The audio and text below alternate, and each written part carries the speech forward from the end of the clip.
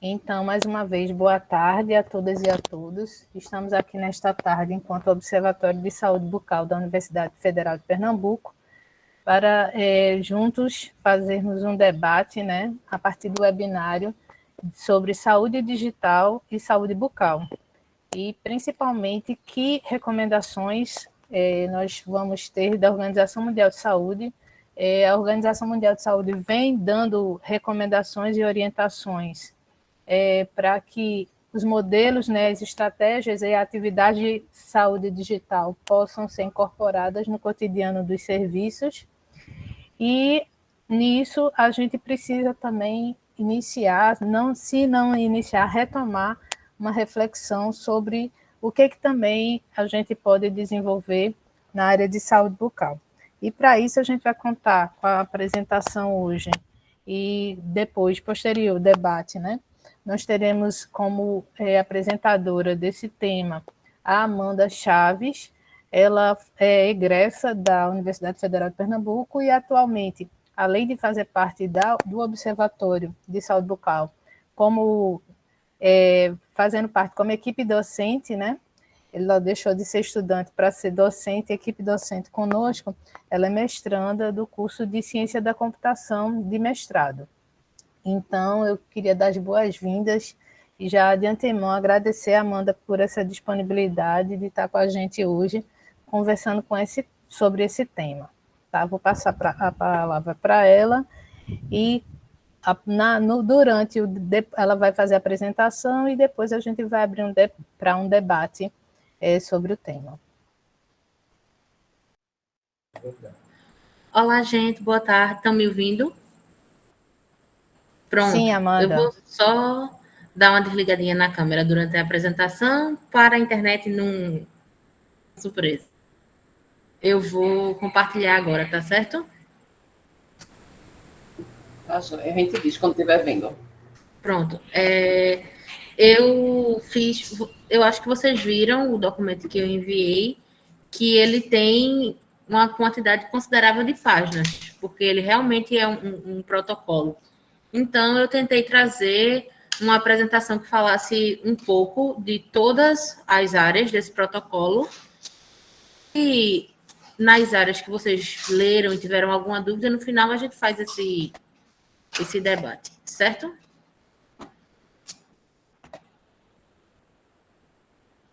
Quando aparecer, é só falar. A gente está vendo já. Pronto, perfeito. Pronto.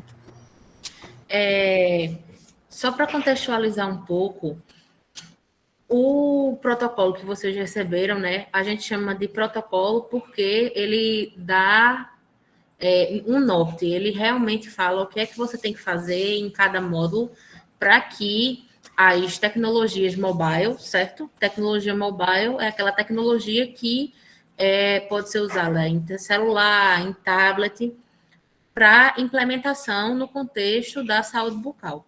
É importante falar que esse protocolo, ele não foi feito com tecnologias só de ponta, certo? A gente vai ver que uma mensagem de texto, ela é uma tecnologia mobile que pode ser utilizada para a saúde e para a saúde bucal. Então, eu queria que vocês deixassem a mente assim bem aberta, porque o que tem nesse protocolo vocês podem utilizar na conduta clínica de vocês podem utilizar durante um projeto de residência. Então, não é algo só com a tecnologia de ponta que um país, ele só um país, tá? Não. Primeiro, para trazer uma contextualização, porque a ONU ela fez parceria com com várias faculdades de tecnologia no mundo para fazer esse programa que tenta trazer o desenvolvimento de tecnologias mobile, não só para a saúde bucal, mas para a saúde no geral, e dar diversos protocolos. Por quê? No contexto dos Objetivos de Desenvolvimento Sustentável, que são 17, esses protocolos, eles se referem à boa saúde e bem-estar, à indústria, à inovação e infraestrutura, à redução das desigualdades e às parcerias em prol de metas, certo? A boa saúde e o bem-estar, eu acho que vocês já conseguem ver o que eles têm, né, de relacionado. Na indústria, na inovação e na infraestrutura, realmente o desenvolvimento de não só de aplicativos, mas de iniciativas mesmo que consigam fazer com que o desenvolvimento ele se dê de uma maneira mais sustentável. A redução das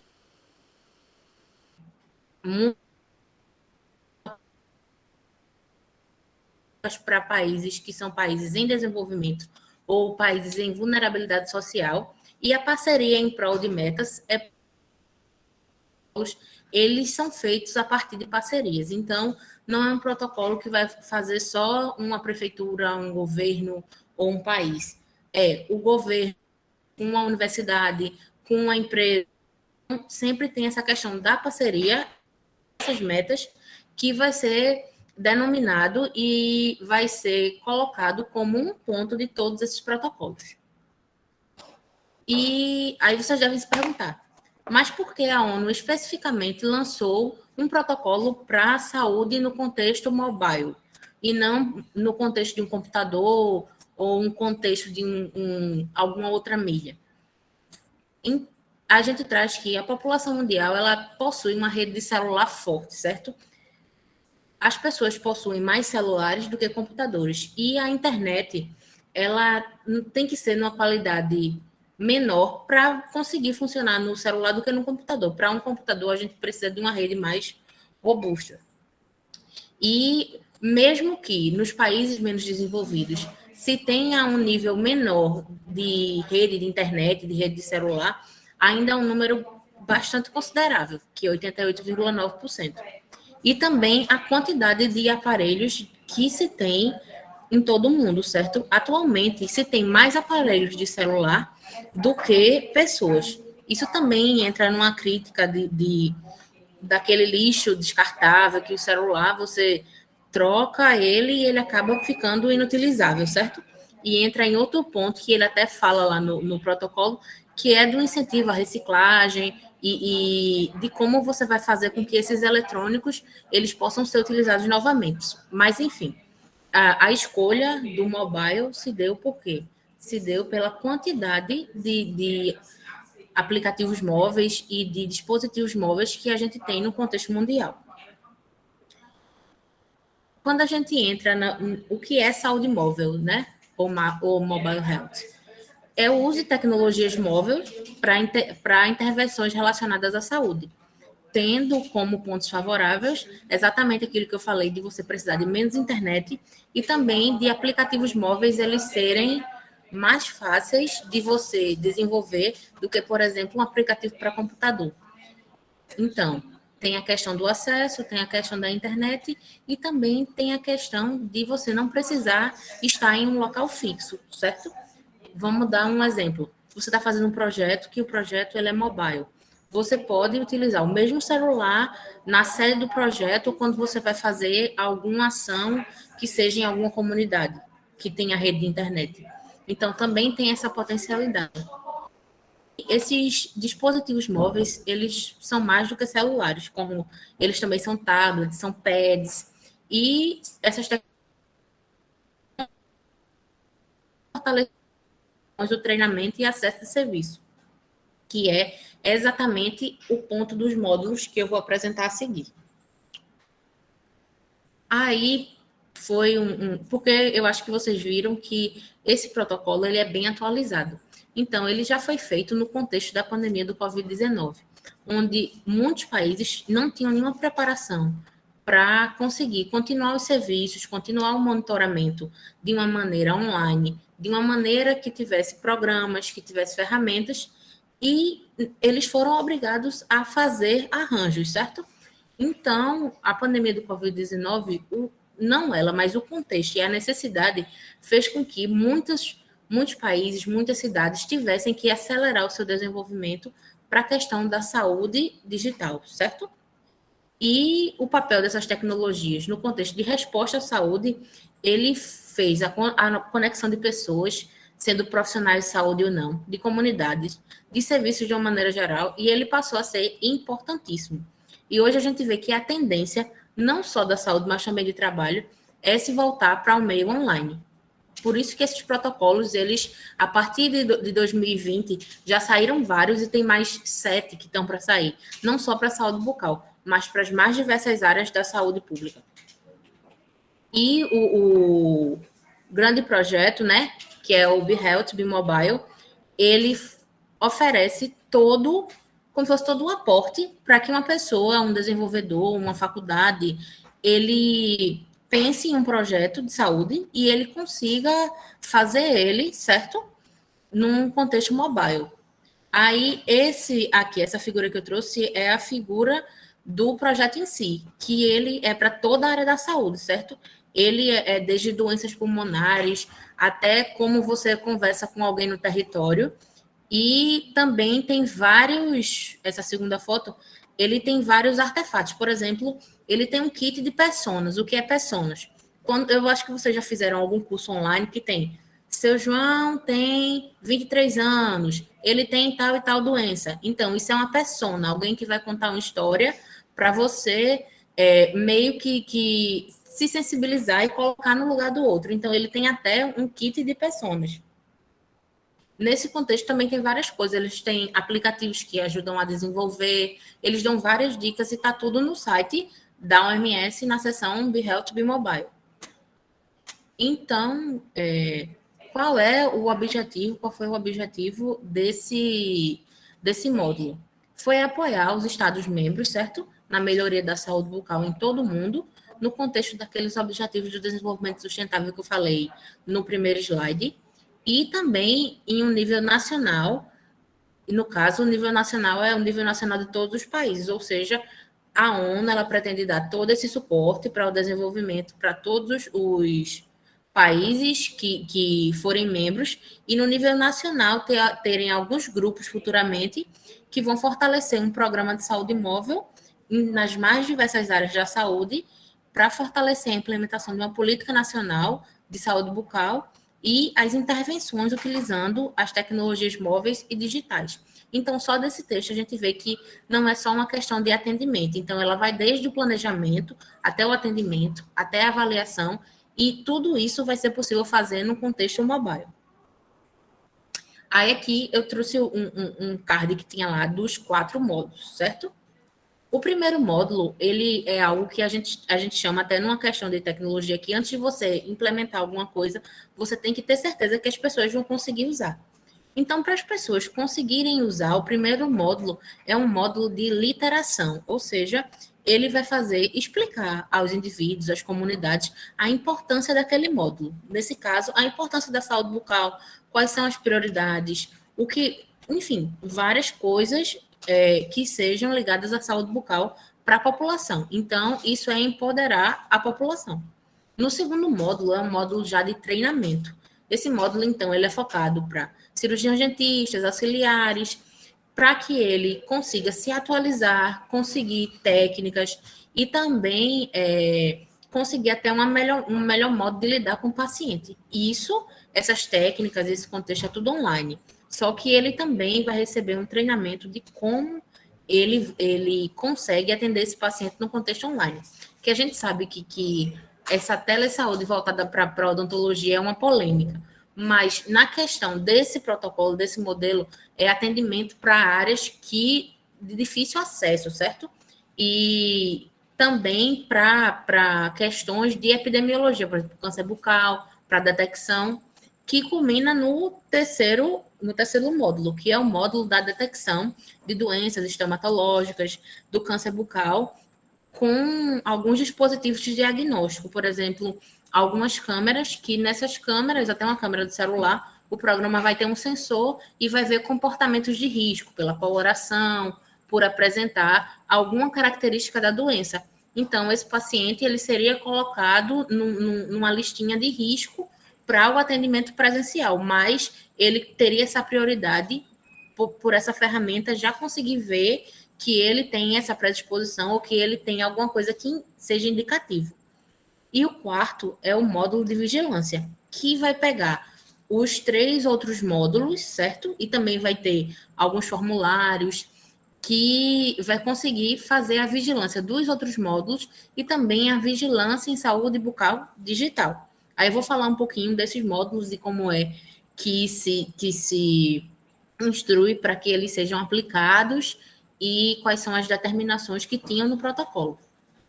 Aí, só para falar o que tinha lá, né, é que, não, por exemplo, eu não vou acabar o módulo da literação e vou para o módulo do treino. É um ciclo, certo? O módulo da literação é implementado, ele continua. A gente vai para o módulo do treino, mas um ainda está acontecendo. Até que se forme o círculo e cada módulo ele vai alimentando o outro. Então, o primeiro módulo, que é o módulo da literação, ele é projetado, certo? Para capacitar, para empoderar os indivíduos e as comunidades para que se possa acessar, compreender, aplicar as informações em saúde bucal para ajudar que eles possam manter e entender a importância, fortalecer a saúde bucal numa questão de...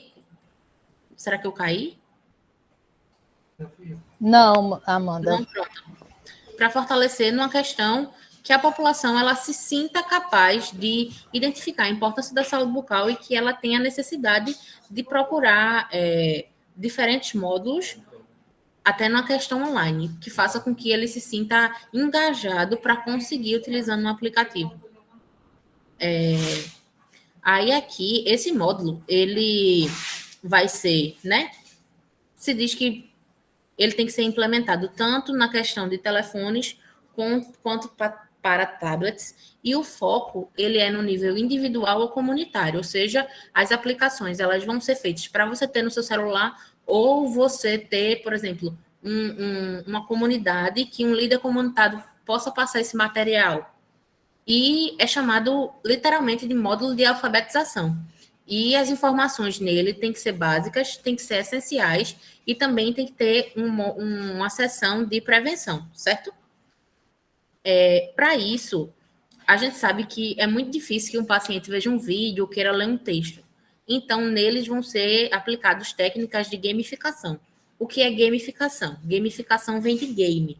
Então, por exemplo, vai ter um ranking de quem acertou mais perguntas. Isso é gamificação. É incentivos de fora que façam a pessoa querer utilizar a aplicação, o aplicativo, enfim. E junto com mensagens motivacionais de apoios, lembretes e a realização de comportamentos da saúde bucal mais saudável. Nesse módulo também tinha falando da questão da família, que a família ela pode incentivar você a utilizar a aplicação. Por exemplo, se você é pai, se você é mãe, você fazer um perfil com seu filho e ficar monitorando se ele está utilizando, ou marcar quantas vezes ele está escovando o dente, quantas vezes ele está passando fio dental, qual foi a última vez que foi no dentista. Então, isso realmente é uma questão do nível mais individual e para o nível mais comunitário seria de ações comunitárias. Qual foi a última vez que a sua comunidade teve a visita do dentista? Então, essa questão da visita do dentista, claro que é para um contexto mais nosso, né? Para países que não têm essa saúde pública tão fortalecida, seria realmente mais na questão em nível individual. Aí, nesse módulo, teve uma coisa muito interessante, que é a potencialidade da mensagem de texto para países que não sejam, não tenham uma rede de internet boa. Por quê? A mensagem de texto, ela tem baixo custo, ele tem amplo alcance e ela é personalizada, certo? Então, para lembretes, a mensagem de texto é ideal. Não é por acaso que vocês recebem mensagem de texto assim todo dia, de bancos, de cartões, porque tem estudos que realmente mensagem de texto é uma coisa que você olha e que o custo-benefício é muito bom. Então, essa mensagem de texto ela pode ser utilizada também para comunidades que não tenham acesso à internet, mas tenham acesso à rede de telefone, por exemplo. E a mensagem de texto, nos países que já implementaram esses módulos, eles têm sido o módulo de intervenção que está sendo mais pesquisado e mais utilizado. E os resultados até agora são de impactos positivos e também, de novo, essa relação de custo-benefício, porque o módulo ele bate muito na tecla que isso é um projeto, e todo projeto ele tem um custo limitado. Então, não adianta a gente pensar só nas pessoas que vão ter um smartphone e que vão conseguir abrir, baixar um aplicativo pesado que use 3G. Também vão ter aquelas pessoas que não têm nem smartphone e que com mensagem de texto conseguem ter esse acesso. E também as outras formas de intervenção são o que eu já falei, dos aplicativos móveis e existem algumas outras formas, que é a utilização de uma rede social, certo? Que ele consiga se integrar com esse dispositivo para pegar informações e mandar mensagens. É interessante pensar também que esse módulo ele já foi publicado em um contexto que muitos países já tinham uma lei de proteção geral de dados, certo? Então, tem algumas coisas que você não dá para fazer. Por exemplo, mandar mensagem em grupos personalizados com nome, e também da questão do que você vai colher, que eu vou falar posteriormente no módulo de vigilância. Uma coisa muito importante também desse módulo é que esse módulo, como ele foca a literação e a alfabetização, ele é uma forma de neutralizar notícias falsas. E até o exemplo que ele dá é o exemplo do flúor, que o flúor ele pode calcificar a glândula pineal, que isso foi uma fake news de escala global, e que em alguns países que já tem esse módulo, certo? Implementado, seja por faculdades ou comunidades, isso também foi desmentido já no aplicativo por mensagem de textos. E que quando você vai fazer algum módulo de mobile para a saúde bucal, você também tem que pensar como isso vai ser um instrumento para dificultar que essas fake news se disseminem. E isso é uma coisa que vários jornalistas já falam, que a fórmula mais eficaz de neutralizar notícias falsas é disseminar as informações verdadeiras e baseadas em evidências. O segundo módulo, ele é um módulo chamado de módulo treinamento. O objetivo do módulo treinamento ele é aumentar o conhecimento e as habilidades em saúde bucal dos diversos profissionais de saúde bucal. E também tem alguns módulos específicos multidisciplinares, por exemplo, com fonoaudiólogos, que fortalecem essa multidisciplinaridade e essa multiprofissionalidade. E ele é pensado nos profissionais de linha de frente em saúde, incluindo trabalhadores de saúde e trabalhadores de saúde comunitários. Como eu tinha falado antes, a gente está vendo o módulo de saúde bucal, mas também tem o módulo de doenças endêmicas. Então, é importante que todos esses módulos, eles, em algum ponto, eles utilizem e tem alguma parte voltada para profissionais de outras áreas, para que essa integração fortaleça todos esses módulos.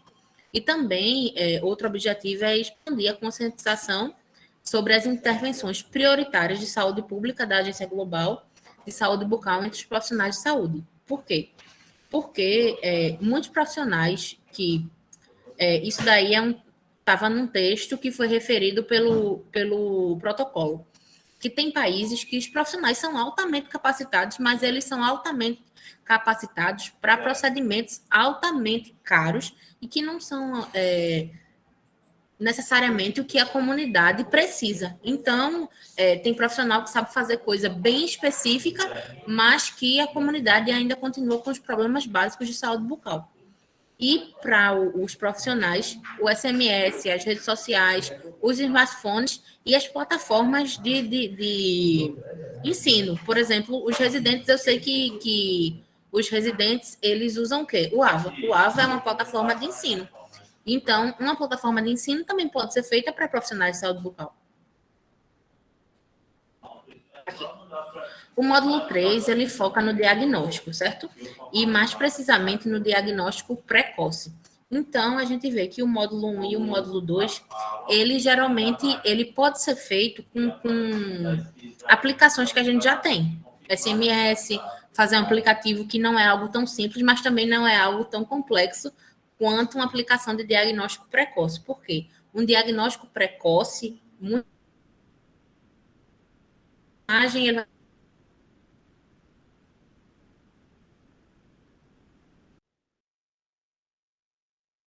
esse módulo, a gente já entra num contexto mais especializado. O módulo de detecção precoce, ele vai visar utilizar as metodologias e as tecnologias móveis para a detecção precoce de doenças bucais, como, por exemplo, o câncer oral. E já tem vários exemplos no mundo de aplicações que utilizam esse módulo e ele visa a fortalecer a telesaúde para exames e diagnósticos de maneira remota, certo? Principalmente em áreas de difícil acesso, ou seja, comunidades rurais, comunidades com problemas de acesso físico, comunidades que estejam passando por algum tipo de isolamento ou alguma catástrofe, e você garantir que essas pessoas ainda possam ter esse acesso. Como eu tinha falado antes, não é só esse diagnóstico feito de maneira online. Isso também visa criar uma lista de prioridades e facilitar a escolha do profissional. Por quê? Se eu tenho um paciente que ele já passou por essa telesaúde, um aplicativo já detectou que ele tem alguma coisa que indique que possa ser algo mais sério, ele precisa ser colocado numa lista de prioridade maior. Então, nesse contexto, a detecção e o diagnóstico, eles podem ser utilizados em combinações com exames orais físicos, que até no protocolo diz que isso é o padrão ouro, essa combinação entre os dois.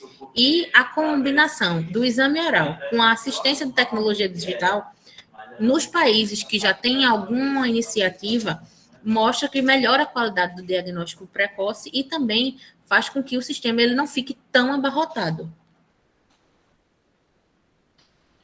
Nesse contexto, tem o potencial das tecnologias móveis para apoiarem o acesso remoto e a consulta de detecção precoce e encaminhamento para serviços de tratamento e gerenciamento de doenças. É claro que esse módulo é o módulo mais crítico, porque não é todo mundo que vai ter internet, não é todo mundo, principalmente nessas comunidades rurais, e até as que têm dificuldade de acesso físico, muitos também vão ter dificuldade de acesso numa questão de internet, numa questão das tecnologias. E esse módulo, ele realmente ele é um nó crítico que até fala lá que tem que ser melhorado, as estratégias têm que ser melhoradas e tem que levar em consideração todos esses pontos de difícil acesso para tecnologias. E, embora as diferentes tecnologias elas já tenham melhorado o tempo e a qualidade da triagem, elas não conseguem ser aplicadas de forma sustentável em nível global. Por quê? Porque o acesso é diferente em nível global. Eu vou trazer um exemplo que é de uma aplicação na França, que em uma semana ela conseguiu detectar mais de 2.000 casos, que foi uma faculdade que fez.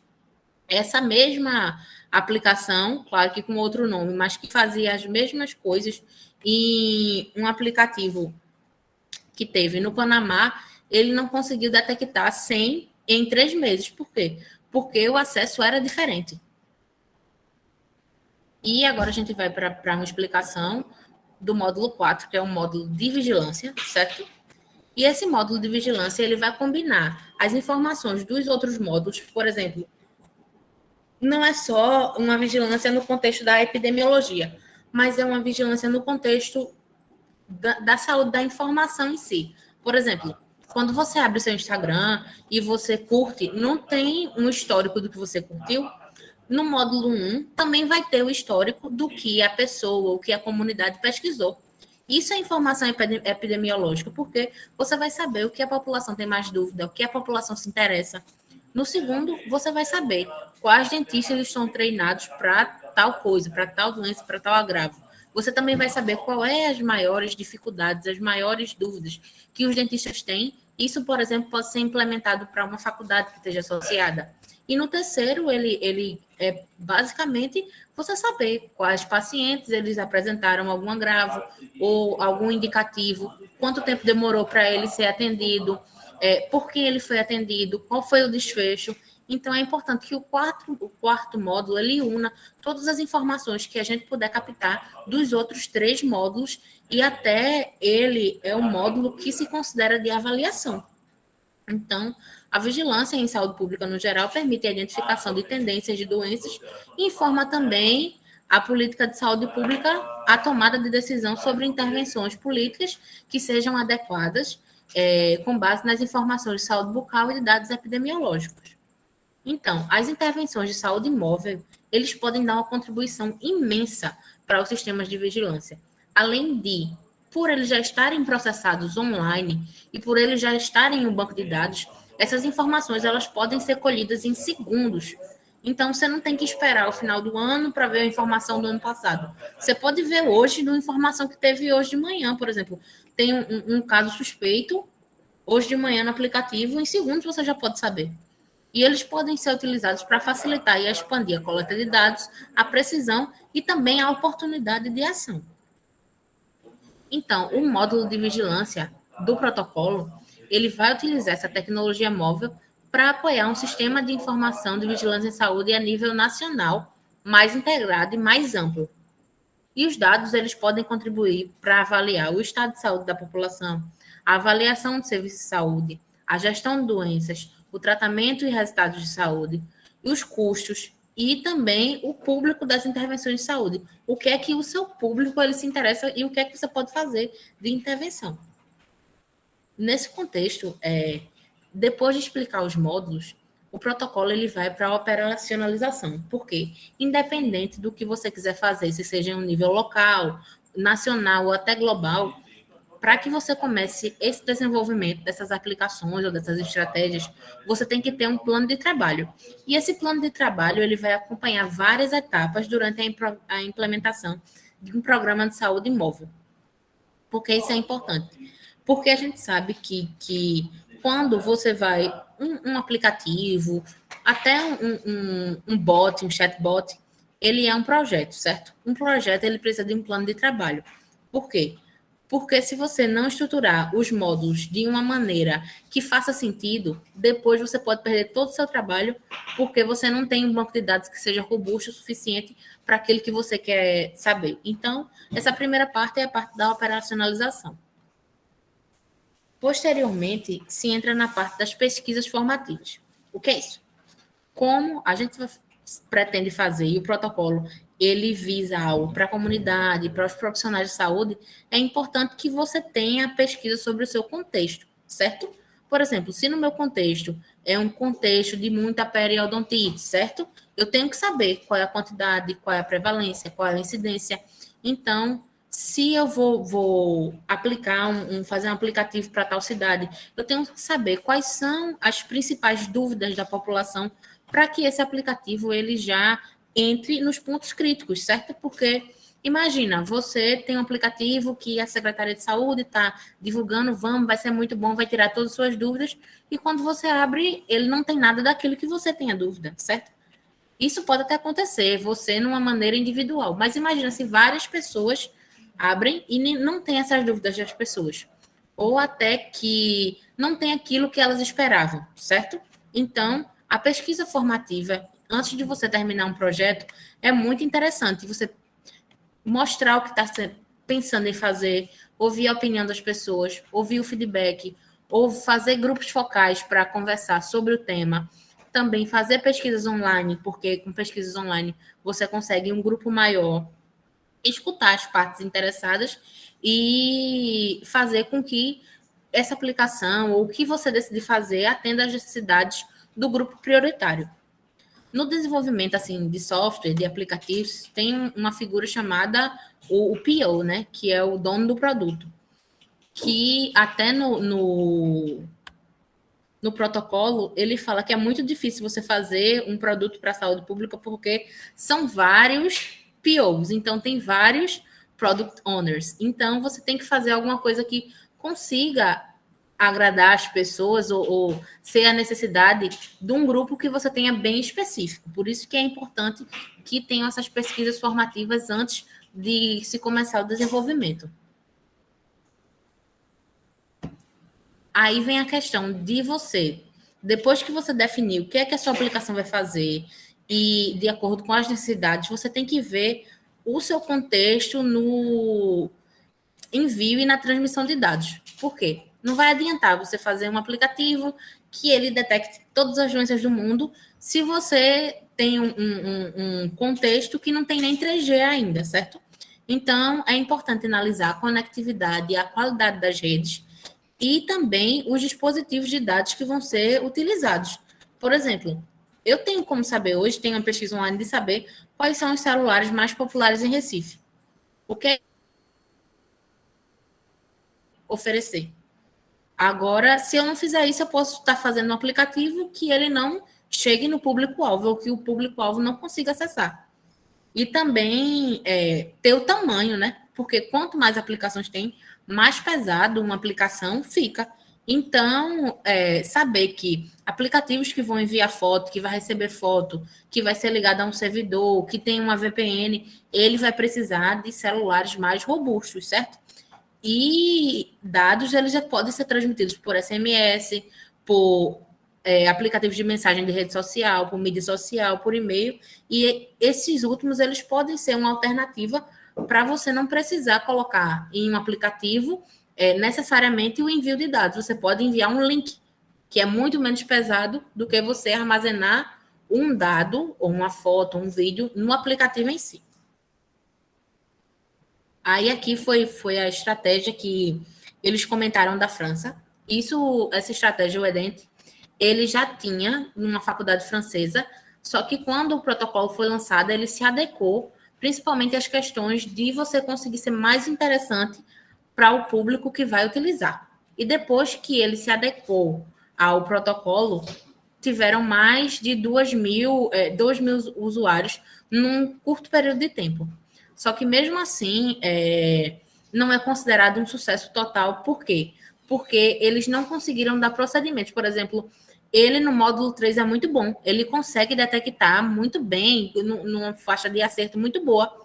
Só que aí a gente não consegue passar para o módulo 4 porque não se tem acesso para todas as pessoas na questão do tratamento.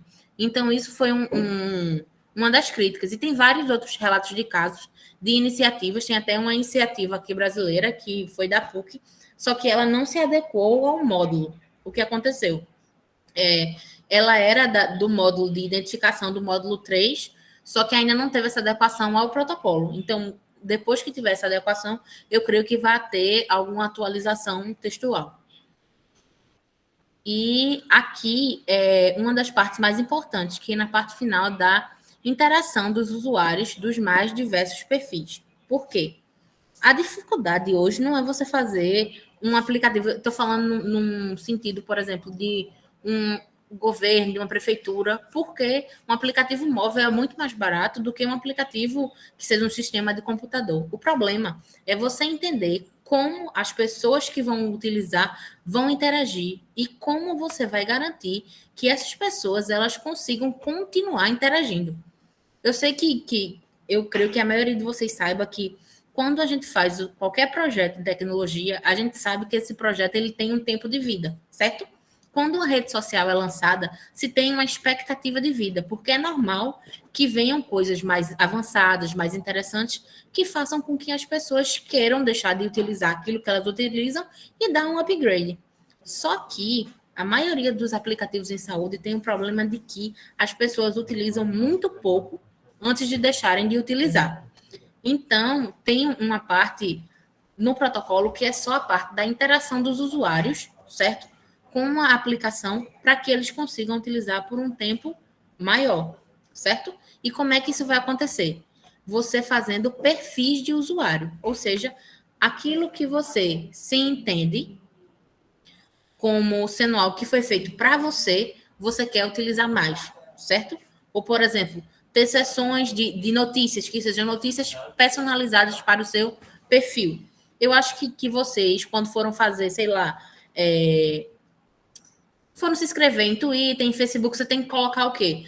Gostos ou coisas que vocês se interessam. Por quê? Tudo que vai aparecer ali, até de publicidade, vai ser de acordo com o que você vai vendo.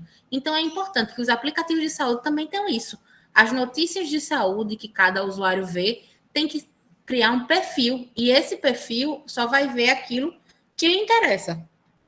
Isso faz com que a pessoa tenha uma propensão de voltar e utilizar cada vez mais essa aplicação.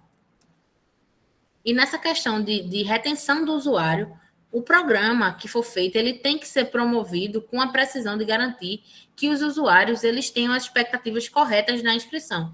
Ou seja, é importante que quando você for divulgar, você divulgue exatamente o que é e o que é que ele vai fazer.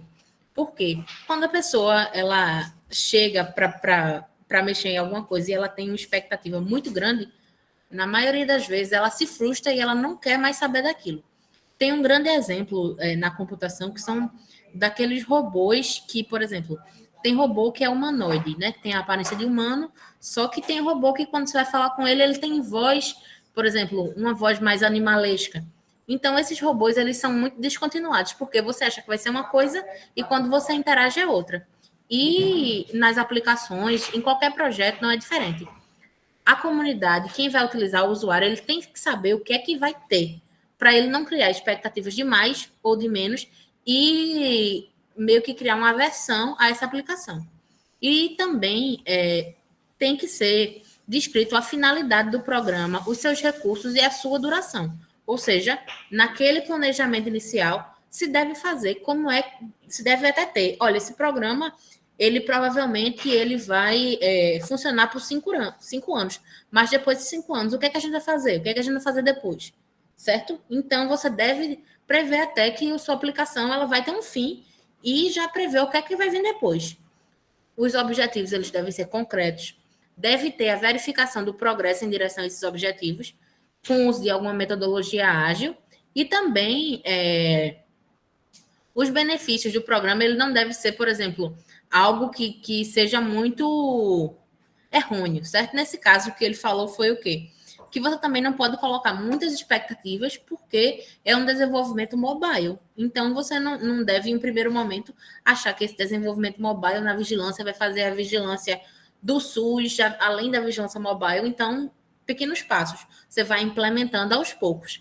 E também deve ser algo que tenha uma usabilidade. Usabilidade de ser algo que o usuário ele consiga ver e ter o instinto de conseguir interagir. Não algo muito complexo, porque a gente sabe que os perfis de pessoas são muito diferentes. Tem gente que tem mais facilidade, tem gente que não tem.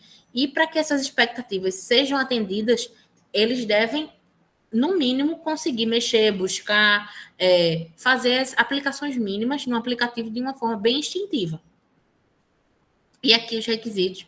A foto não ficou muito boa, mas ela está lá, que são os requisitos que toda e qualquer aplicação mobile tem que ter. Desde os custos até a influência, se é um ambiente sustentável, a questão da proteção de dados, a questão do login, a questão de você não ter acesso às informações pessoais de outras pessoas.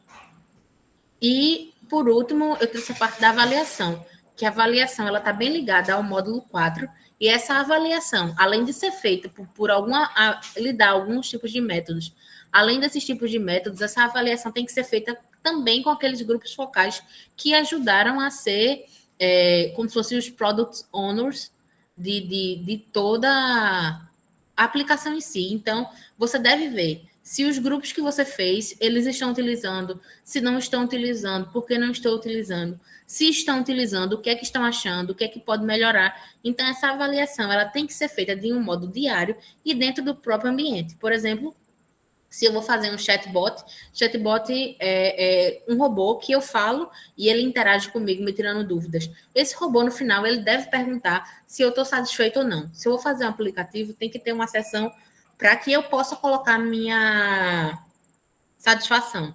Se eu vou fazer até um SMS, eu tenho que fazer com que a pessoa que recebeu possa entrar em contato, possa dizer, olha, eu não estou curtindo esses links que vocês estão me mandando, mande outro.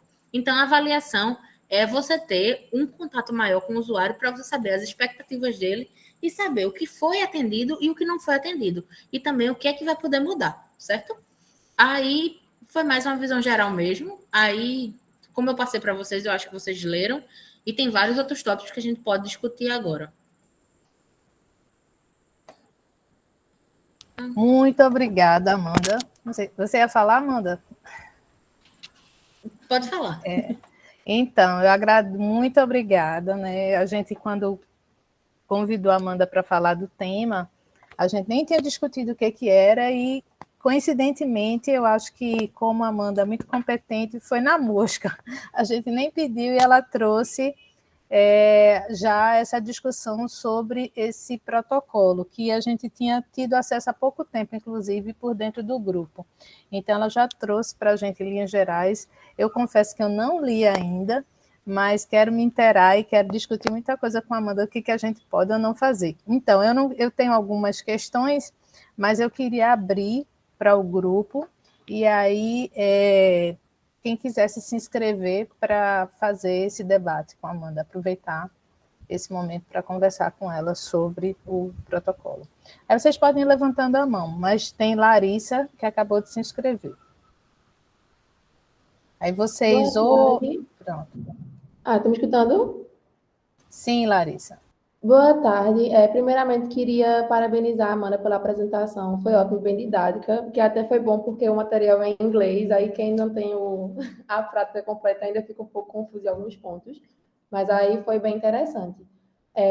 Eu tenho uma pergunta que é com relação, que é até um pouco longa, que eu fiz um apanhado. Com relação, porque a gente sabe que a inclusão digital no SUS em si é um grande desafio, né? Principalmente de infraestrutura. E aí, muitos dos nossos sistemas ainda precisam de grandes melhorias técnicas. Mas, por outro lado, como a Amanda vinha dizendo, no programa no Moral Health, ele fala muito sobre a necessidade de suporte, sobre a necessidade de avaliação, tudo isso, e um custo para que o programa tenha sucesso de fato. E aí, em alguns momentos, eles até falam, pode ter um custo muito alto, mas podem ser feitas trocas com o setor privado, tudo isso. Aí o que eu gostaria de saber será que a AMS não, quando dispôs desse programa, ela não foi um pouco excludente com os países que ainda estão em desenvolvimento, visto que eles realmente não falam muito assim da parte mais problemática, eles falam como seria o ideal, mas a gente teria que ainda amadurecer um pouco, visto que nós temos ainda muitos sistemas que atuam diariamente que possuem muitos problemas. Aí seria mais com relação a isso, se eles não foram um pouco excludentes com os países que ainda estão em desenvolvimento. Não, com certeza, assim, as realidades dos países, elas são muito diferentes em questão de tudo, né? Mas a de tecnologia é gritante. Só que esse protocolo,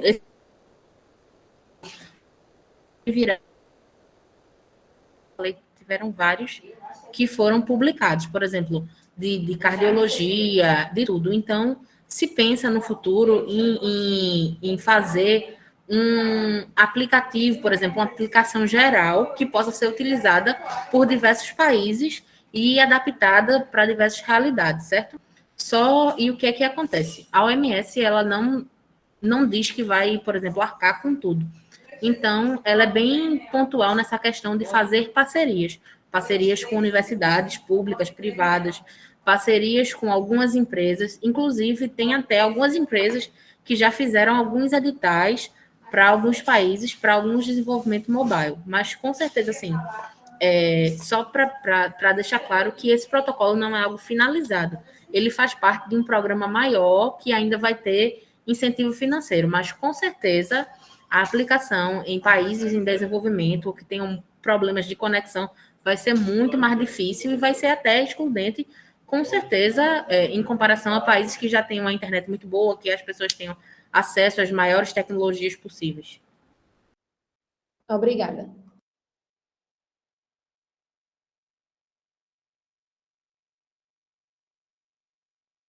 Emily.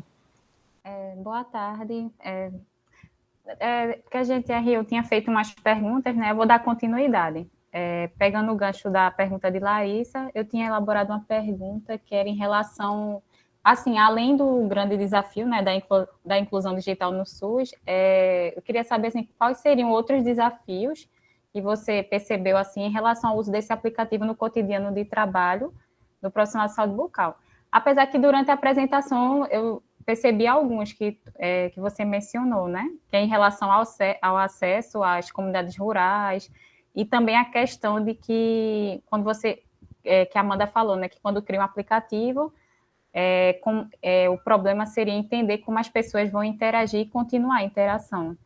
Além disso, a gente podia refletir sobre mais outros desafios? Sim, o profissional de saúde, nesse contexto de qualquer aplicação, ele não tem que ser visto só como um parceiro, mas ele também é um usuário. Muitas vezes a gente impõe coisas aos profissionais de saúde, por exemplo, olha, tá aqui esse aplicativo que vai te ajudar a tudo, tá aqui esse questionário, tá aqui essa maneira de você trabalhar, sem escutar ele. Então, o que acontece? Essa aplicação, ela acaba não tendo a finalidade que ela tinha, porque o profissional de saúde não foi visto como um usuário desde a fase de planejamento até a fase de finalização, de feedback. Então, uma das dificuldades percebidas, não só para a aplicação mobile, mas qualquer aplicação, é você trazer esse profissional de saúde desde o momento da concepção até o momento da avaliação. Porque ele só vai utilizar algo que ele considere que seja bom para ele. Não é porque eu estou dizendo, olha, isso vai facilitar o teu trabalho. Ele tem que ver que isso vai facilitar o trabalho dele porque ele participou. Então, eu creio que isso seja um dos maiores desafios. E também porque muitos profissionais de saúde, eles não têm na formação deles já algum módulo que faça com que eles observem a importância dessa tecnologia e que também facilite, porque é muito fácil você dizer, olha, tem essa formação hoje, você vai assistir. Às vezes o profissional de saúde não sabe nem abrir o Meet. Então, ele tem que ser integrado em todo esse processo como um usuário da comunidade que também vai ter o seu acesso a esse aplicativo, essa aplicação. Certo, obrigada. Carolina está inscrita. Isso. Boa tarde a todos. Assim, como a gente elabora essas perguntas antes da apresentação, aí durante a apresentação a gente acaba tendo essas perguntas respondidas, né? Mas assim, mesmo assim eu vou fazer, nesse contexto, né, de pandemia, onde a gente vê a saúde pública virando um caos, né? Como é que essas soluções digitais poderiam contribuir, né, no controle da saúde bucal? A pandemia ela trouxe um conceito que a gente está abordando na questão da tecnologia, que foi de uma tecnologia forçada, certo? E na questão da saúde não foi diferente. Então, teve que se adaptar. E foi mais do que o atendimento.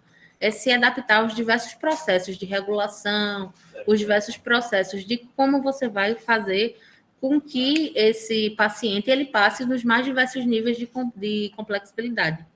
O que foi que se fortaleceu? Os sistemas de informação eles ficaram mais robustos, ou seja, o DataSUS ele ficou mais robusto, ao mesmo ponto de que se tem menos dados porque as pessoas foram menos aos serviços. Então, a gente tem hoje essa dualidade.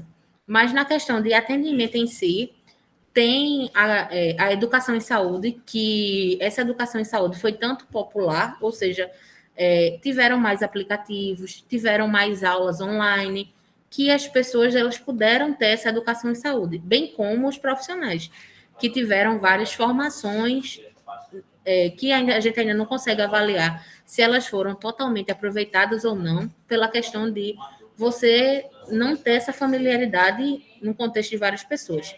E na questão do atendimento, para a gente, ainda é um ponto muito polêmico, né? O telesaúde ainda é um ponto muito polêmico, porque se discute a qualidade desse telesaúde que pode ser oferecida, até porque não vai adiantar você fazer um atendimento que a conexão esteja ruim, você não consiga falar com esse paciente e coisas que, no contexto de Covid, foi voltada para o Covid, atendimento para o Covid, que era realmente a área onde se tinha mais urgência. Então, no contexto nacional, o que se fortaleceu mesmo foi, talvez, a conexão da educação em saúde, da educação popular em saúde e também da educação profissional.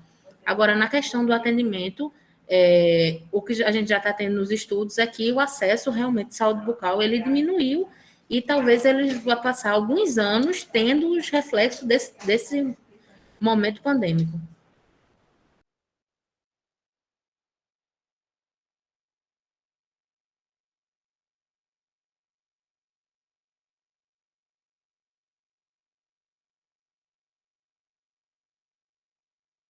Giovana se inscreveu. Olá, boa tarde.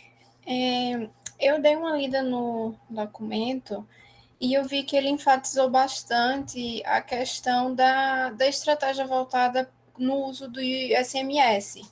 E eu acho que, sem dúvidas, a gente, de um primeiro momento, enxerga essa estratégia como um pouco mais viável e mais abrangente para todo mundo, porque é mais fácil você ter um telefone do que ter um computador ou do que ter um telefone atualizado o suficiente para conseguir baixar um aplicativo. E aí, quando eu estava lendo, eu fiquei pensando, a gente como gestor, eu já estou nesse processo que tudo que a gente pensa, eu vou tentar colocar na prática.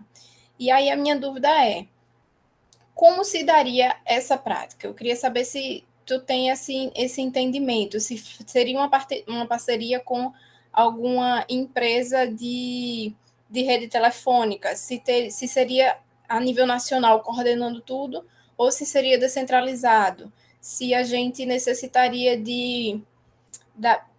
além dessa questão com a rede telefônica, se a gente tiraria os números de telefone das pessoas a partir do cadastro do SUS, e esse tipo de coisa. Na questão de contratual, a maioria dos serviços públicos, a internet ela é junto com a linha de telefone, certo?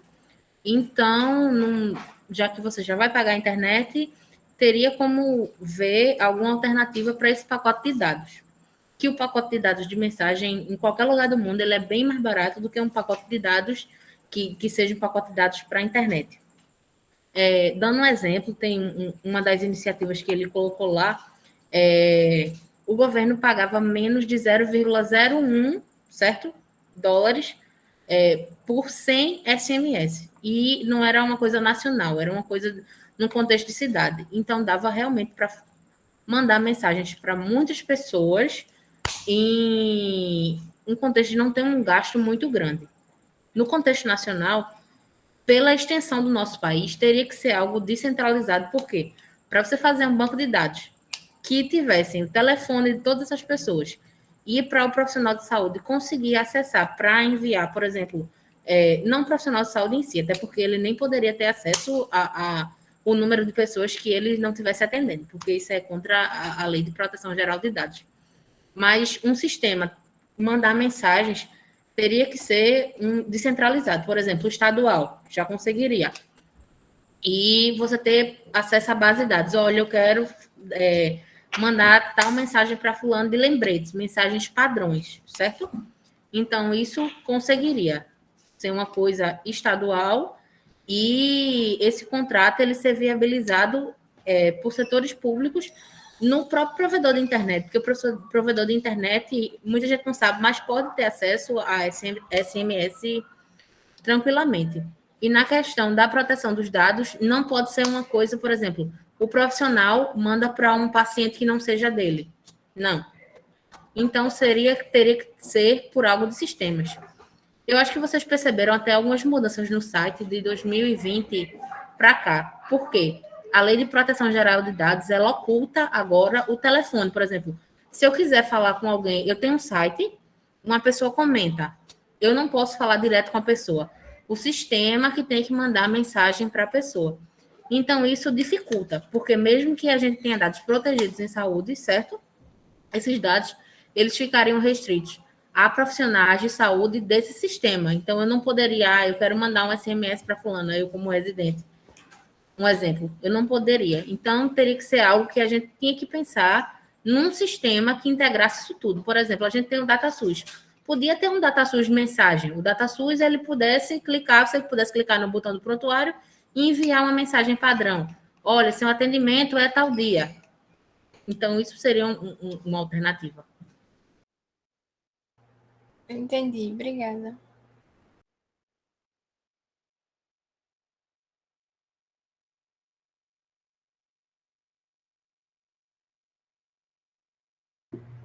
Mais alguém quer fazer algum comentário ou pergunta?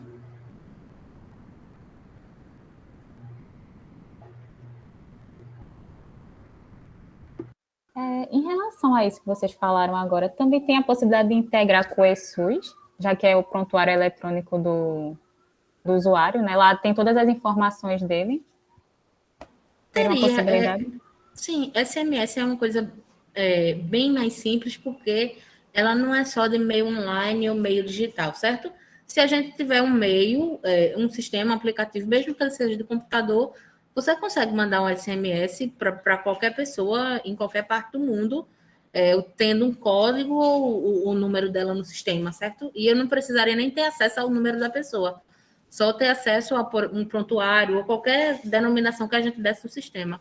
Então, isso é até bem simples de fazer.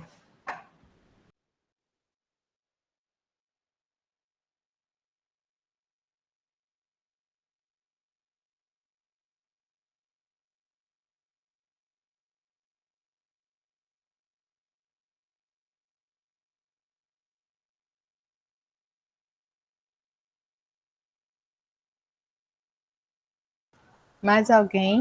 Dos R2, cadê as perguntas dos R2?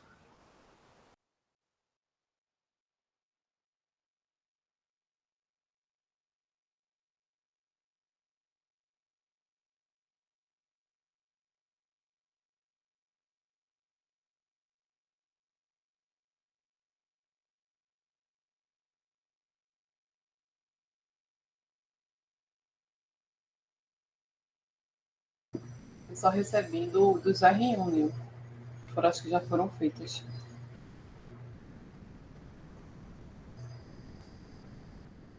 Certo, e os demais? Eita, ela caiu, foi?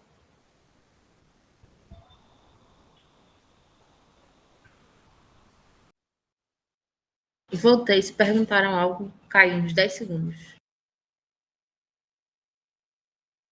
Não houve pergunta. Então, Giovana, né? R2, ok.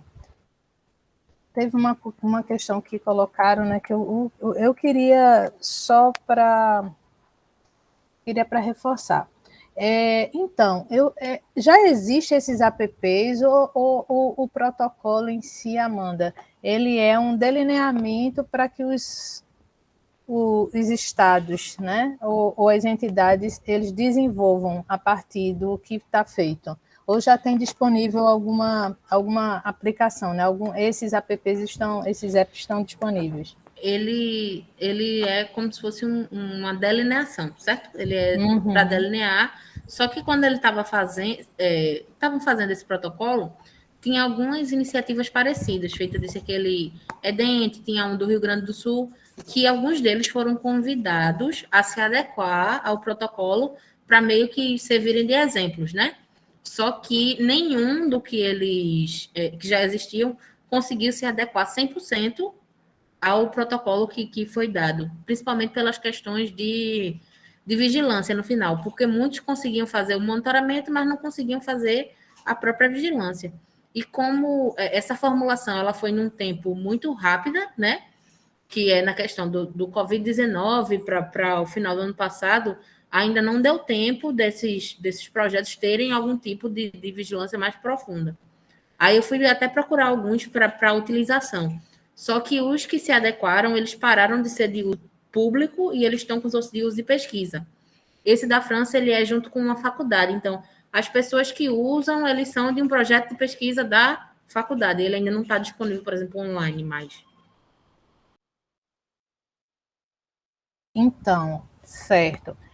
Outra coisa, até o próprio manual, né? Por isso que eu estava perguntando se o app ele existe, aí a gente já tem a resposta que não, mas o protocolo ele dá um delineamento. Ele chega a dizer a questão de uso de que linguagens ou não, de programação, ou ele deixa isso em aberto? Não, ele deixa em aberto. No site, que tem um site que tem vários outros protocolos de várias outras doenças, certo? Que o da saúde bucal, ele fez o 14º e ainda vai sair mais 7. Aí ele tem uma biblioteca, que é um repositório, que ele ensina como você fazer com React Native. React não é uma linguagem, ele é um aplicativo que você não precisa escrever em código. Meio que tem umas palavras-chave que são gatilhos para o comando, certo? Aí ele dá, tipo, esse repositório. Também o repositório de persona, que seria para o pessoal do design, mas ele não diz assim, olha, use esse que é melhor, use aquele que é melhor. Joia. O idioma, né, acaba, apesar de o inglês ser um idioma, né, científico universal, é curioso, eu não sei se é verdade, mas eu acho que na verdade, isso foi uma convenção. Ele perdeu por pouco do alemão. O alemão é que iria ser, ainda bem que não foi, né, um idioma universal da ciência, né, mas enfim. Tu procurou ver se tem, primeiro, né, se tem uma perspectiva da gente ter esses protocolos traduzidos para outros idiomas, como o português, apesar do português não ser tão... Eu acho que espanhol é muito provável, inclusive, ter. Agora, para português... E aí, nessa pegada, Amanda, se seria uma ideia, ou se pode estar previsto, um trabalho de tradução, né? Eu digo isso porque a gente, né, na questão do ensino, eu estou recentemente trabalhando voltei para a Saúde Coletiva 2, na epidemia, e eu revendo, né, esse material, a gente tem, na verdade, a gente tem uma produção, fazer um paralelo, né, a gente tem uma produção própria, muito rica, para levantamento epidemiológico, em português, porque historicamente o Brasil tem feito muito. Mas se a gente quer o original, né, os manuais originais, o último que foi feito, que foi em 2015, ele é a quarta edição, salvo engano, do manual da Organização Mundial de Saúde, ele foi traduzido pela USP. Ele foi feito como um projeto de pesquisa, né? Inclusive teve fomento para isso, né? Pela FAPESP, e eles traduziram. E aí eu não sei, né? Não sei também se há interesse aqui no Brasil, de quem seria o interesse de fazer esse trabalho de tradução, porque a tradução não é livre, precisa ter toda uma validação. Não é um instrumento, mas é um protocolo. Não é como eu fiz, de fato, uma comparação, uma analogia com o guia da OMS para levantamento, porque seguiria o mesmo princípio. Professora, eu estava procurando os outros para ver, que já foram publicados mais antigamente, né? Tem alguns até que são de 2012, mas nenhum deles foi traduzido ainda. Que o primeiro foi de hipertensão e ele não foi traduzido ainda. E lá no site não tem nenhum tipo de previsão de tradução. Eu vi que teve um espanhol que foi de doenças endêmicas, que ele foi traduzido no México e ele é validado, mas eu não sei falar como essa validação foi feita. Mas existe essa possibilidade de tradução porque um já foi traduzido. E na questão dos aplicativos, eu estou colocando no chat que é um aplicativo que ele foi construído nessas bases, certo? E ele é da OMS, só que ele não é para uma doença só, ele meio que fala, como se, de usabilidade, certo? Como um aplicativo deve ser de usabilidade, para o que a pessoa tem que ver, como é que ele pode, o tamanho das letras, os ícones, mas não é algo que seja usado para a saúde.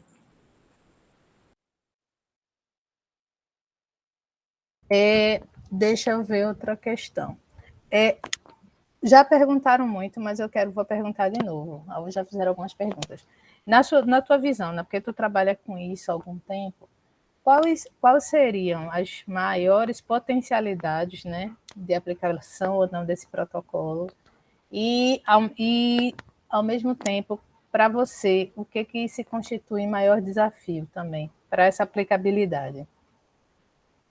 Eu achei o protocolo muito, muito bom, ele é até muito real na questão de ver os custos, de até ele dizer que você não precisa ter um aplicativo que você coloque fotos, vídeos, na questão do tamanho, porque tudo isso deixa o aplicativo bem mais caro de se fazer e precisando de mais coisas. Eu achei ele bem real e eu acho que ele tem uma potencialidade muito, muito boa, mas mesmo ele tendo uma potencialidade muito boa, a questão de custo eu acho que é o maior nó crítico. Por quê?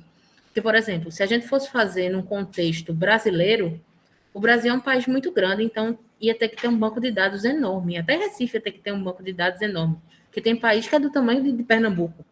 Então fica bem mais fácil de você fazer isso, né? A questão de suporte.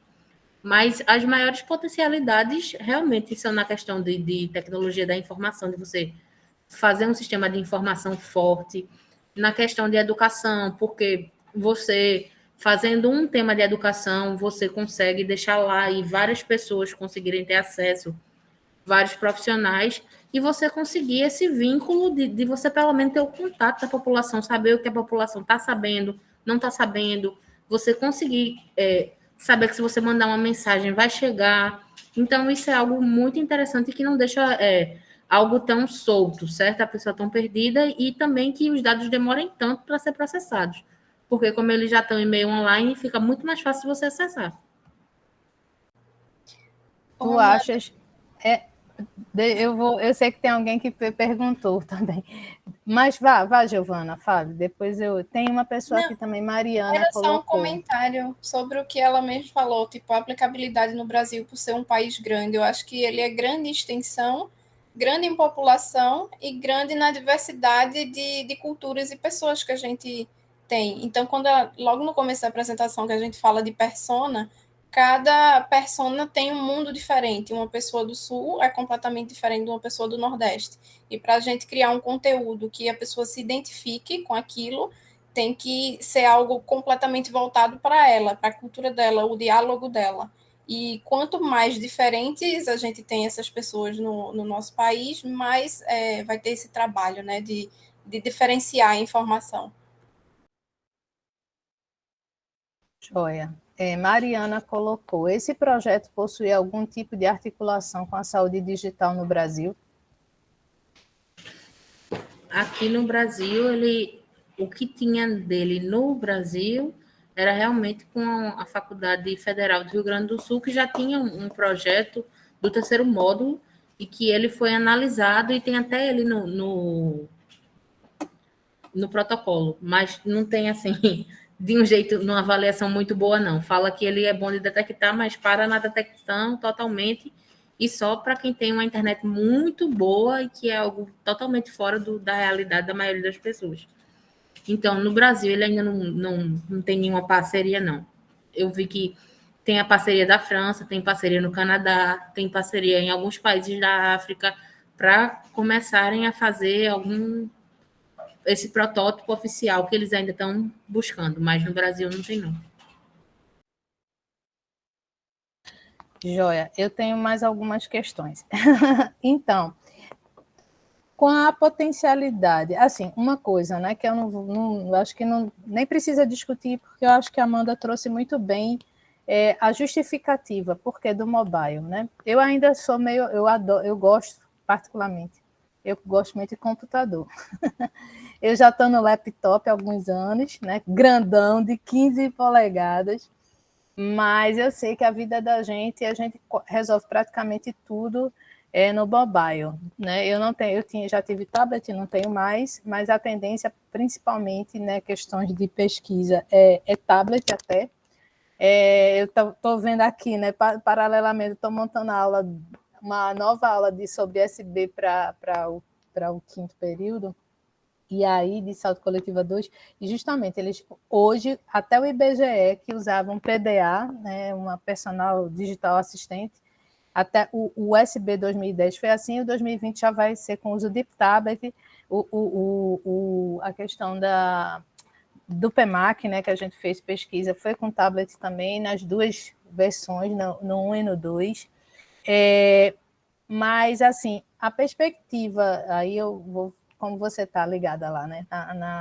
Então, assim, não tem como, né? A gente sabe, já é notório, né? Eu acho que, inclusive, deve ter com certeza evidência da praticidade e da importância do mobile, seja telefone, e aí a Amanda pode falar, explorar mais um pouco disso, a diferença ou não. O telefone, ela falou, né, pelo quantitativo, muito mais gente tem, mais acessível. Eu acho ruim a tecnicidade de trabalhar com ele, principalmente para questões de pesquisa, de exame clínico, por exemplo, na área de saúde bucal, porque fica tudo muito pequenininho, mas talvez as outras pesquisas não. A questão da potencialidade do 5G, o que tu acha que isso vai contribuir? Tem uma potencialidade muito grande, principalmente na questão de detecção, que você precisa de câmera, de sensor, e que uma internet numa qualidade melhor vai fazer com que a imagem também fique transmitida numa qualidade muito melhor, né? Só que, realmente, eu acho que para o aplicativo ele ser pensado majoritariamente no 5G vai ser complicado, porque a quantidade de aparelhos que comportam 5G é muito pequena e a rede ela não vai ser mudada de uma vez só, né? Vai ser mudada de cidades, principalmente os centros urbanos. E também pensar que a tecnologia 5G ela comporta imagens de mais qualidade. Só que imagens de mais qualidade precisam de aplicativos e de dispositivos de mais qualidade. Um exemplo é que muita gente compra televisão 4K, só que o nosso sinal de televisão, muitos dos nossos sinais de televisão, nossas antenas, elas não transmitem o 4K. Então, você tem uma televisão 4K que não tem o sinal 4K.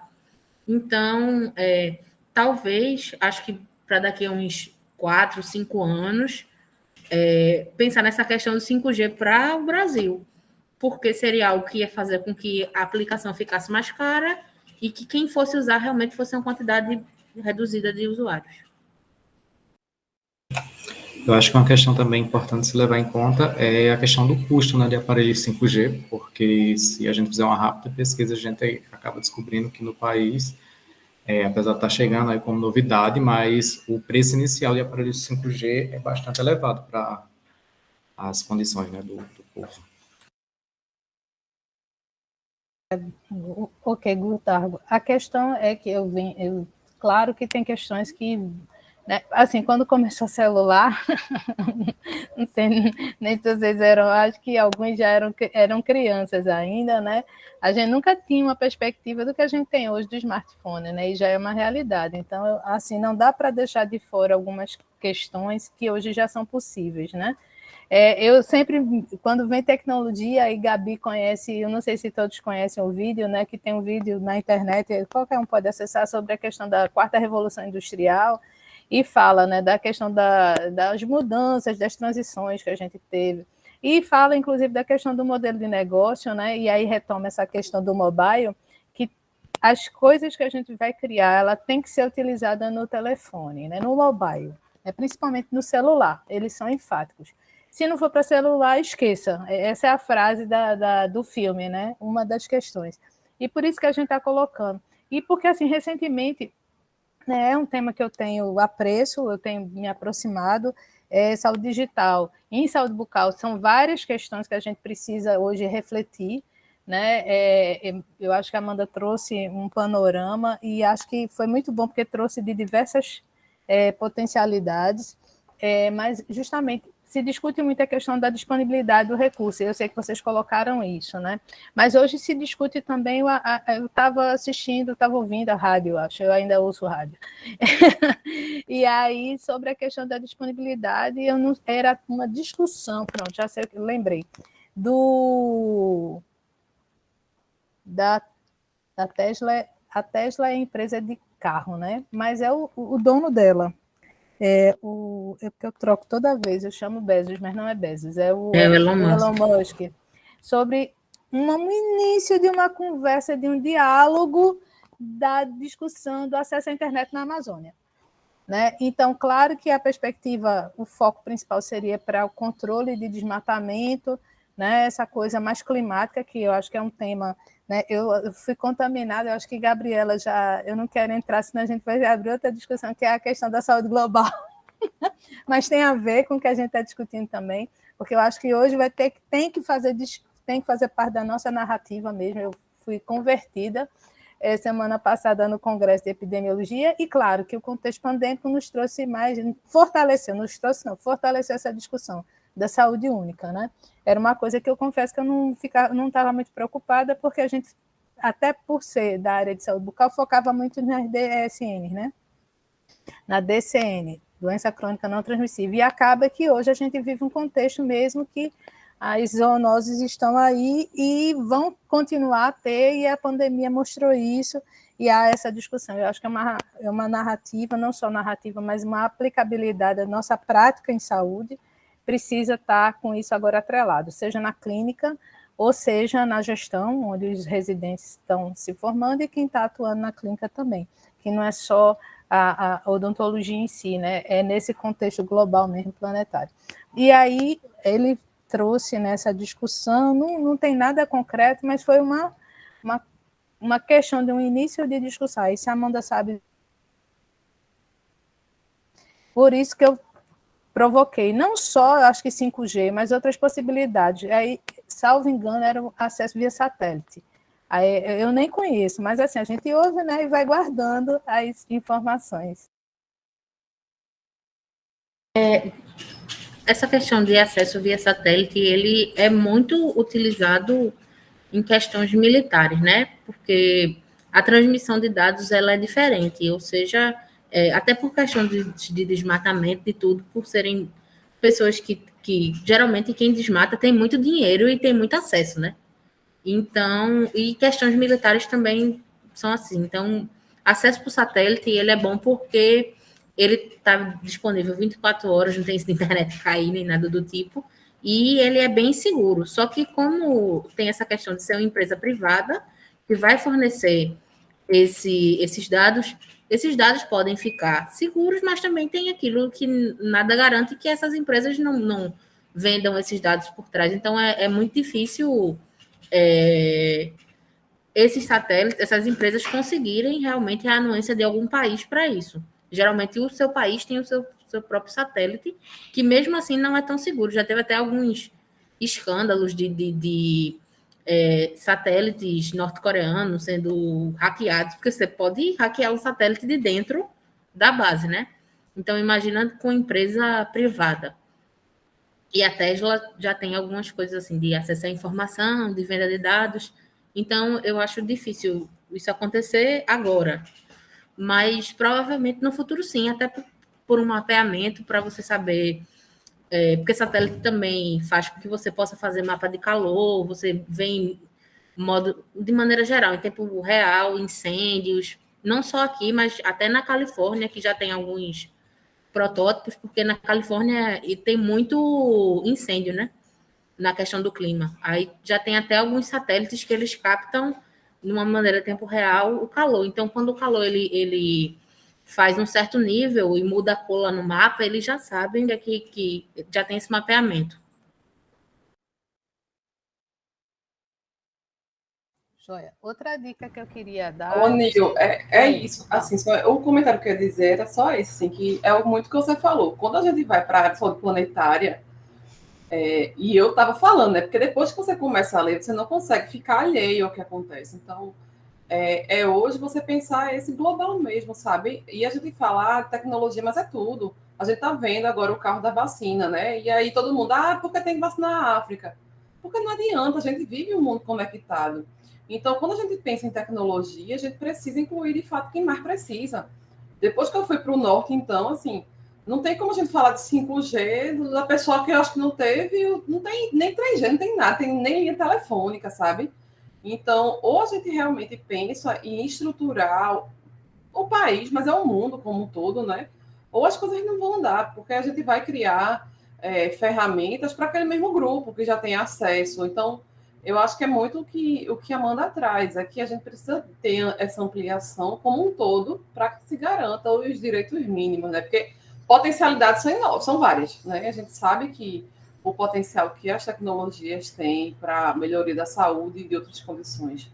Mas a gente precisa ter esse foco, sabe? Achei muito interessante.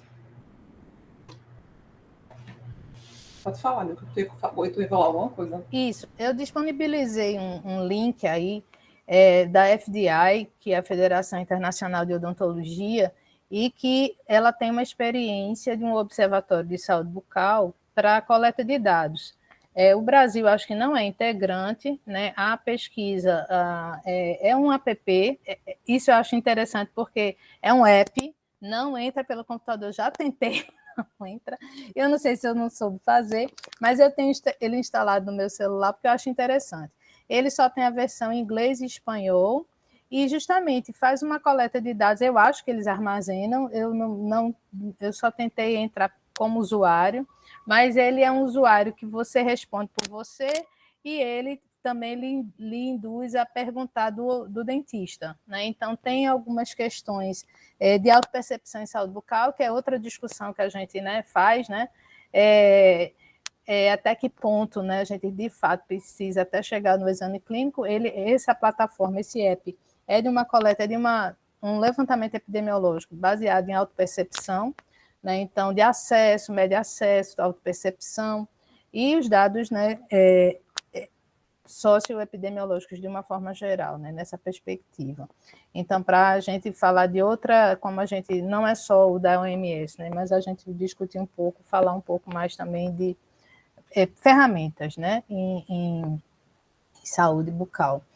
Uma coisa que eu acho interessante, e aí eu talvez vá caminhando para o final para não estar abrindo mais o debate, é que eu acho que assim, a gente está com um grupo aqui de, pelo menos a maioria, são residentes, né, de saúde coletiva que estão sendo preparados para ser gestores do SUS. Então, eu acredito que é um dos pontos, né? Hoje a gente fala, eu acho que dentro da apresentação a Amanda trouxe a questão da qualificação, né, do treinamento E isso não é só para o dentista, isso também serve para os gestores, né? E também para a academia. Né?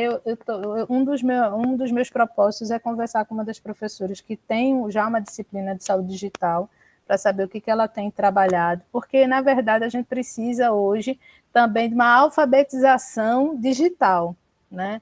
É um tema que eu estou acompanhando e que a gente não sabe muito. Todo mundo sabe usar, está muito mal as redes sociais. Mas como é que a gente usa a tecnologia para dentro da nossa área de atuação? Né? E por isso que a gente traz esse tema, pela potencialidade que ele dá, paradoxalmente, ele pode também ser uma ferramenta de restringir acesso. Né? Eu brinco muito, é só assistir Elysium que aprova isso. Né? Você tem uma tecnologia que eterniza as pessoas, mas para poucos. E a gente, na verdade, faz uma defesa que a gente tenha. Eu defendo o uso da tecnologia, por isso que eu estou me aproximando do campo, na perspectiva de ampliar o acesso, um acesso de qualidade.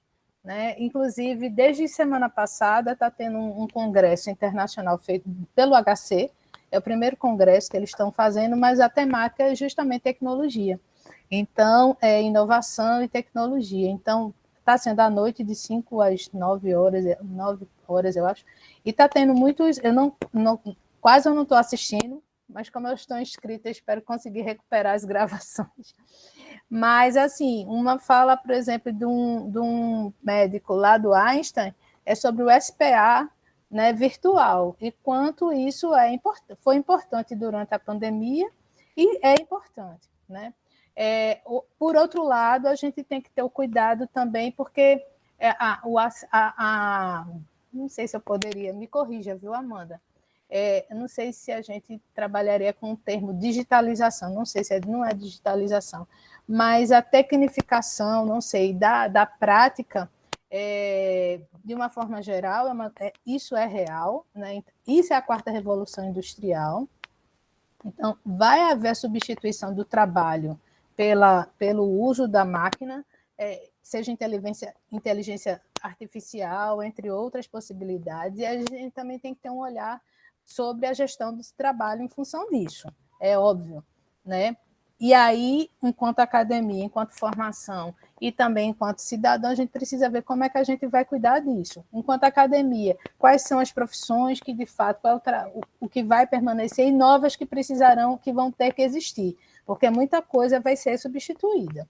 E aí a gente também nessa perspectiva, a gente tem que ter o olhar atento, né? E aí é por isso que talvez algumas questões da ética, né? Por exemplo, eu estava um dia desse dando aula para medicina e eu não tinha me atentado para isso, né? A Amanda falou da questão do telediagnóstico.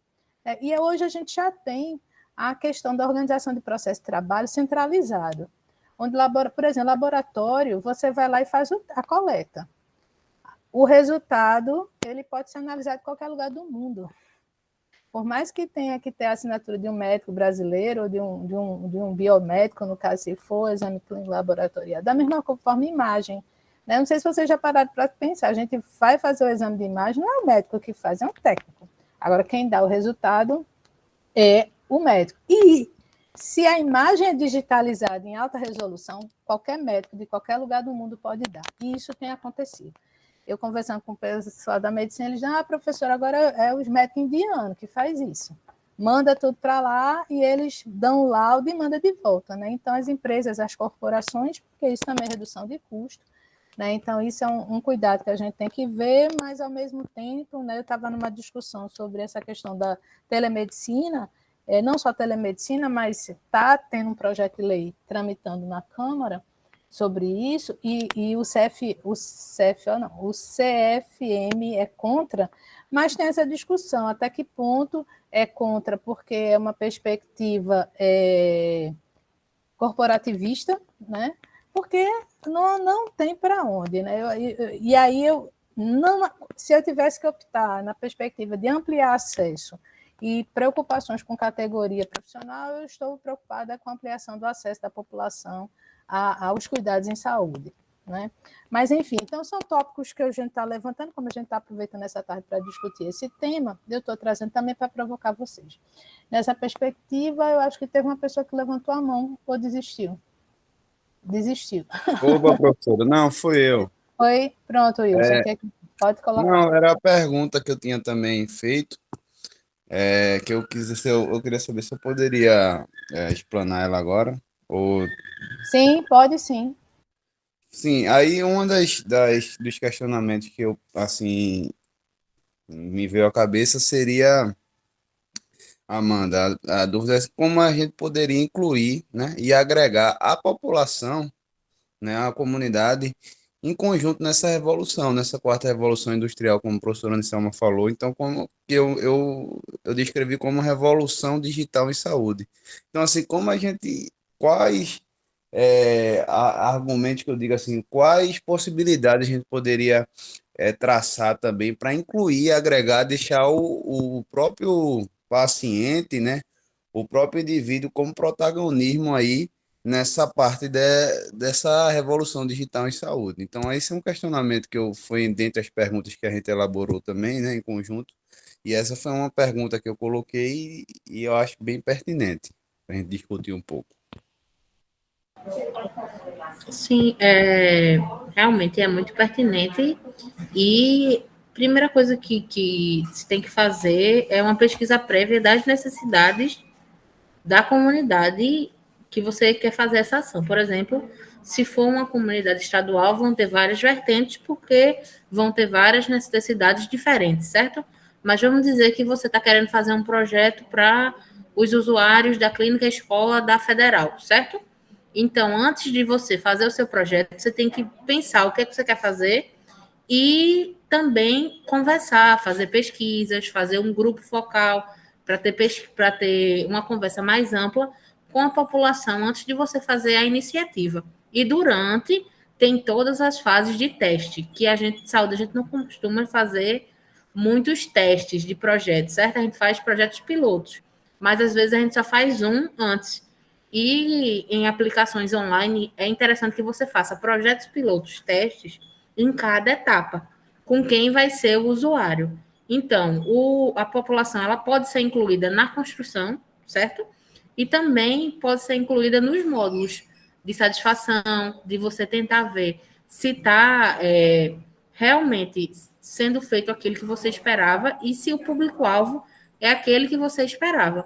E também tem a questão de quando você vai fazer algum tipo de aplicação, você pode, o final, o resultado, ser totalmente diferente do começo, pelo que os usuários e pelo que as pessoas que vão utilizar estão falando. E eu acho que essas aplicações online e mobile têm esse ponto porque tecnologia é sempre focada no usuário, certo? Seja esse usuário, o usuário final ou o dono de alguma empresa. E eu acho que a saúde também tem que ser focada no usuário. Então, toda essa metodologia focada nas necessidades do usuário seria uma metodologia focada nas necessidades do paciente. Show, contemplado. E assim, vale a gente refletir aqui, assim, pela tua fala, me deu uma refletida também até numa situação atual da gente. Não seria um aplicativo como é que se chama assim, de possibilidade de melhora para a população. E não é. Mas eu queria falar um pouquinho a respeito dessa questão da marcação até da vacina, né, que a gente tem presente hoje, atualmente, que é feito pelo website, né, o Conecta Recife. E assim, a marcação é interessante, deu uma comunidade legal para a população, a gente viu que serviu. Mas aí, como você falou, qualquer outro insight que tiver, qualquer outro aplicativo que você vir de elaborar, tem que ter essa avaliação criteriosa, né? De ver se vai valer a pena, se vai contemplar também o quesito do que a população precisa ou aquela comunidade precisa. Mas também, assim, um adendo que eu queria falar era a respeito dessa situação desse aplicativo de marcação, não é aplicativo, seria o website de marcação da gente do Corona. E vai muito de encontro do que tu falou, Amanda, que é a respeito da aplicabilidade.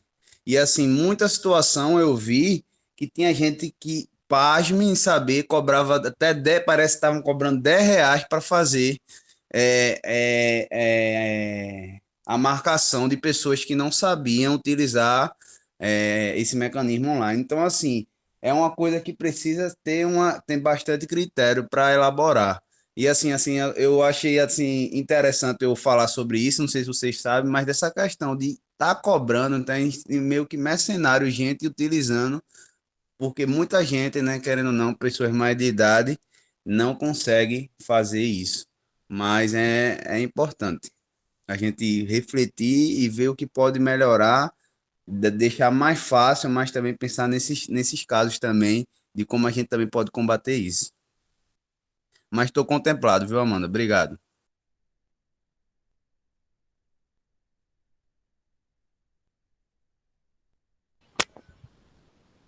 Então, pessoal, mais alguma questão, algum ponto para Amanda? Amanda, se quiser também colocar mais alguma questão. Eu tenho um bocado de coisa, mas eu não vou falar, não. Ai, ai. Aproveitem, gente. Podem ficar à vontade para perguntar. Estou aqui.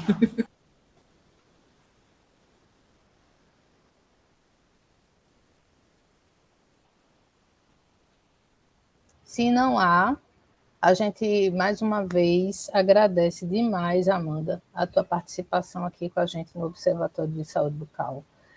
Foi excelente, eu acredito que todos devem ter achado a mesma coisa, né? Eu acho que não há problema, eu vou pedir para a Giovana, eu não sei se ela pode fazer, deixa eu finalizar, né? Mas, enfim, a gente agradece, Amanda, a sua participação, foi excelente, a discussão, o tema, né, atual, e que a gente possa se envolver com esse tema, tá? Eu vou parar a gravação. Obrigada, Amanda, foi muito bom hoje. Acho que foi melhor do que a gente esperava, né? Ainda trouxe coisa mais nova, foi ótimo.